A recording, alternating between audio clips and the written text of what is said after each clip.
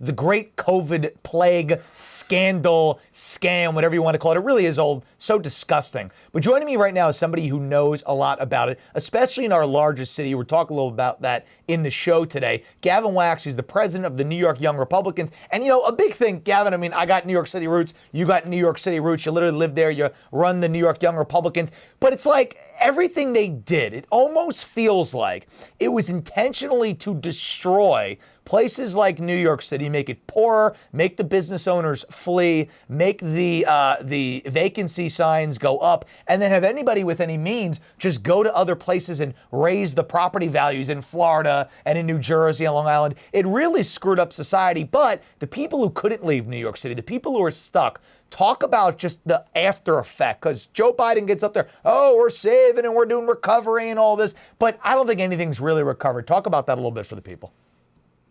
Oh, can't hear you.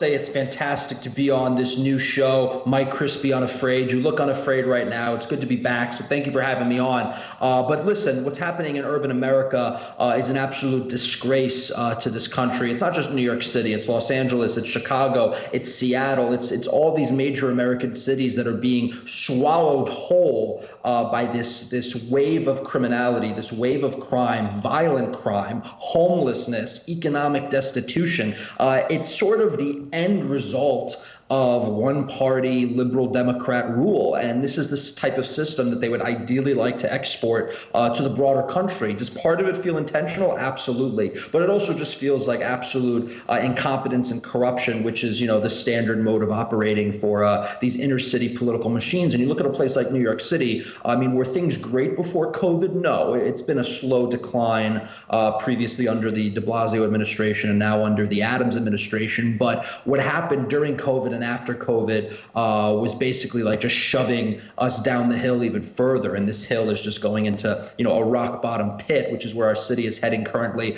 We have some of the most historic rates in terms of the homeless population. We don't even know where to put them. We're renting out, you know, hotels left, right, and center to stuff these people in with no plan in sight. We have migrants being bussed in, you know, every day from Texas. That's just adding to our issues. We have criminals walking free, you know, violent criminals walking free, and the ones that are in jails are rioting half the time anyway. We can't even keep our jails under control. And then you mentioned earlier the vacancy signs. You have people that are shutting down their businesses. They're leaving the city. They're moving. They're taking their businesses and their money with them. And what you're left with is many neighborhoods in the city are a shell of their former self. And it's a disgrace what's happening. It really is a disgrace, especially when you look at what's going on. You look at, like, you go to New York City now, and it just is why I think it's intentional, Gavin, somewhat intentional. One day, I went to a restaurant the other day, and I didn't have to show any papers, any type of thing, right? They show here going in. But if you went to that same restaurant 3 months ago, you had to, like, do this whole song and dance and show papers or you can't come in. All this craziness. One day they just said, nope, no more. Like, the mission was accomplished by these people. So, I mean, the people in the city, and I saw a poll in the New York governor thing that, like, you know, Zeldin's way down. Like, are these people okay with getting absolutely pounded? Do they not realize that their quality of life is deteriorated so bad where they have to worry about getting punched in the face by some random guy let out on the bail system? But kind of feels like this has all kind of been a downward slide accelerated because of COVID, right? Less good people on the street, those people moved away. Less small business and watchful eyes, now it's just vacant city blocks. So, I mean, do you think people will ever click in New York City and say, wait a minute, or they literally drove New York City into the ground because all the good people left and now it's past the point of no return? I ask myself this every question, you know, in my morning commute on the subway. Even this morning, there was a homeless, you know, mentally disturbed individual who was screaming to himself, saying he's going to shoot somebody. And everyone just kind of watched it and moved on as if this is normal. But I feel like there's a Stockholm syndrome going on at the city at large, that people are just accepting, you know, this reality. They're just accepting this is how it is, that this is normal. This is the new normal. This is the Build Back Better normal. And it's not the new normal. I mean, I've been living here my whole life. I went to school here, and even a few years ago, obviously, did we have homeless? Of course. Did we have crime? Of course. But things have gotten, you know, significantly worse, and it's tangible, it's visceral. You can see it. I mean, just walk through Penn Station. I mean, that is the armpit of America. I mean, the stuff you will see there will make your head explode. It's disgusting. I mean, it's filth, it's trash, it's garbage, it's mental issues, it's homelessness, it's crime, and it's just the economic destitution that we talked about earlier. But I think the problem with New York City, it's a micro microcosm of what's happening at the national or the societal level in the Western world. It's very cyclical. Things have to get really, really bad before they get better. And I think the problem is that you have a very divided society, particularly in New York. You have the haves and you have the have-nots. So if you're in the upper crust of society, you're living in the $1 million, $2 million, $5 million condo overlooking the park. If you're in your doorman building, wherever it may be, you're kind of shielded almost to a degree from a lot of this nonsense. And then you have the have-nots who are living in, say, the Bronx or the outer boroughs, or maybe in Harlem, and they're not doing as great as a lot of the rest, but they don't have the means to move, like you mentioned. They don't have the means to fight back. They're not politically as cohesive, organized. So that's sort of how these systems persist. It's because of this division in society, because most of the people in the middle, the average Joe Schmoes, like maybe you or me, who make good money but also have to be exposed to this, a lot of us just leave. They move to Florida, they move to North Carolina. So that's the problem. It's the people that would be most in a position to fight back and are in a position where they're exposed to the problems. They just are the first to leave. And all the people that are left are the people that are not exposed to the problems, who live at the upper crust of society, or the people at the bottom ring of society who have no means to oppose this sort of system. And until it gets really bad for the people at the very top, nothing's going to change. And that's sadly the cyclical nature of New York City and maybe the Western world. Do you think, and it's interesting because I think New York City, and I don't know what it is, but you go to New York City and you see more, and we're both all over the country, you see more people with masks on still in New York City. And I think masks is like the encapsulation of mental illness. We're going to talk about that more in the show. Like masks it's just so bad. And I say, wait a minute.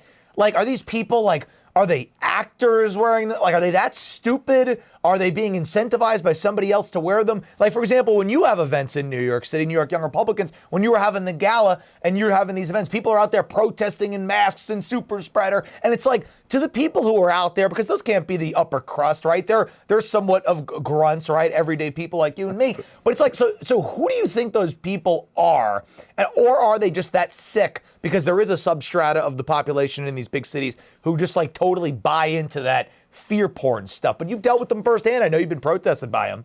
No, you raise a very good point. I think that there is a certain segment of the population. It's that very silent minority who are these, perpetual protesters, these perpetual useful idiots for the establishment. They have no real economic value, either in the economy or society at large. Their only value is being useful idiots for the elites, for the establishment, for their political masters. And these are the types of people that buy in hook, line, and sinker to the propaganda, to the current thing, to the current narrative. And you see them all the time, and I think it's very prevalent in a place like New York City, less so elsewhere, but certainly in New York City. And they are a problem, and they're the people that will go along with this. They're the people that think it's normal to spend $4,000 to live in a shoebox and to and then to have get pissed on by a homeless guy as soon as they leave their door. So these are the people that are completely within the definition of what I said earlier, the Stockholm syndrome. But it is what it is. And look, I take the subway every day. I'm sweating my ass off down there. Then I see people wearing masks on, up to their eyeballs. They're sick.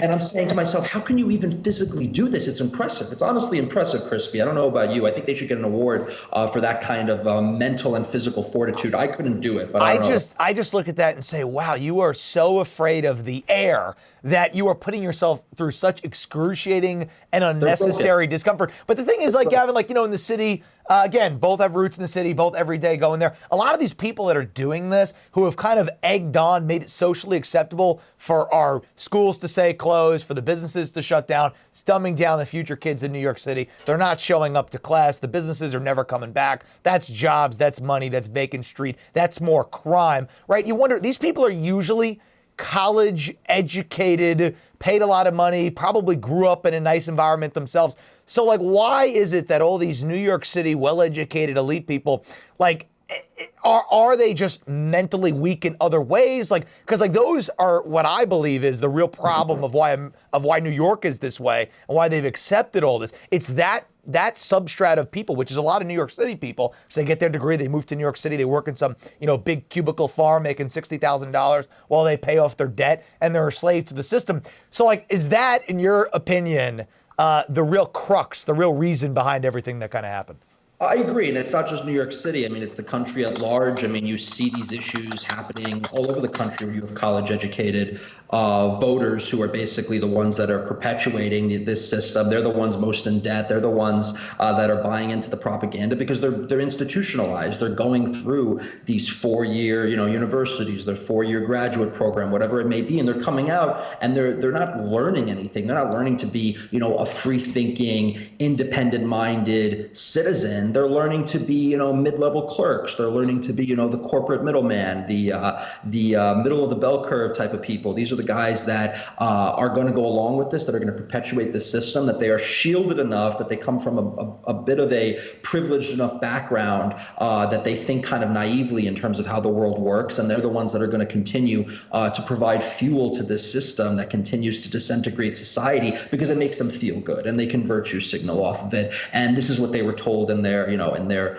SJW classes at their liberal arts school, whatever it may be. But I agree. I think they're probably the biggest problem, and they're the main voting bloc and constituency for this kind of woke neoliberal, agenda. And they live in New York City. They live in the suburbs. They live in a lot of the urban centers. They're part of corporate America. They're taking over corporate America, and they're part of the reason why a lot of these institutions in the media and academia and wherever they may be are shifting to the left, because these are the people that grew up in this system starting basically in the 1960s. Yeah. It's been a slow march from then. It's so sad. Why would anybody, and I ask, if you're not from here, like, why would anybody want to come and do this and put up with this just absolutely obvious, backwards, subhuman-like living standard that they've created for us in the city? It's insane. Gavin Wax, got to leave it there. Appreciate it, sir. We'll have you back on many more times, all right? Thank you for having me, man. Take care. Thank you.